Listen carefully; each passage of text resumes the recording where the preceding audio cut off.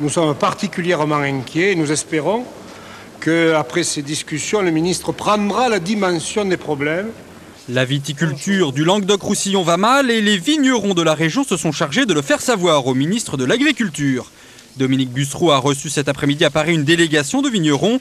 Ces derniers réclamaient des aides financières pour faire face à leur endettement, une demande entendue par le ministre. Les enveloppes budgétaires ont été doublées et qu'il nous reste maintenant à redescendre dans nos départements pour bien vérifier si cela suffit pour faire passer ce cap difficile, notamment aux jeunes agriculteurs qui sont endettés. Une amélioration donc par rapport au dernier plan du ministre proposé le 31 janvier dernier. Mais il reste un problème de taille à régler. Que faire du trop plein de vin qui encombre les cuves? Les vignerons attendent toujours de Bruxelles l'autorisation de distiller le vin stocké.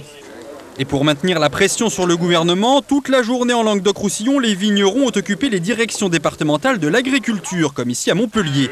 À Montpellier, où les annonces du ministre ont été jugées insuffisantes, la manifestation de mercredi à Narbonne est donc maintenue. On va pouvoir aider 700 personnes sur les mesures Bussereau, alors que le plan, alors qu'il nous faut une enveloppe malgré tout pour aider 2500 personnes qui sont aujourd'hui en détresse économique et qu'on se doit d'aider. Mais aujourd'hui, le financement, malgré qu'il eût été doublé, ne permet pas de répondre à la problématique. Et pour faire face à cette crise viticole, certains vignerons de la région ont choisi d'innover. Ici à Béziers, Vincent Pugibé, propriétaire d'une exploitation de 60 hectares, a investi plus de 100 000 € pour baisser le degré d'alcool de son vin. Le système, irriguer les vignes au goutte à goutte, puis filtrer le vin dans un osmoseur. On cherche un meilleur équilibre, plus d'élégance, plus de finesse. Et l'alcool, quelquefois, peut masquer les arômes, peut amener une certaine lourdeur, peut amener un côté brûlant.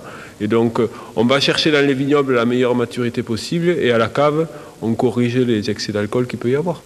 Avec cette machine, Vincent produit désormais des vins autour de 9 degrés au lieu des 13 à 15 degrés habituels. Conséquence, ce vigneron a maintenu ses ventes et même mieux, l'année prochaine, il devrait augmenter sa production. Ce genre de machine nous ouvre des perspectives considérables. Donc à l'heure actuelle, nous sommes orientés vers deux types de production. La production de grands vins, donc autour de 12 degrés avec un certain corps, un certain volume. Et la production de vins, un peu, moi j'appelle ça souvent des vins de combat, mais c'est surtout des vins de plaisir, des vins festifs, qui font en gros autour de 9 degrés, quoi. Des vins qui sont bien sûr à consommer avec modération.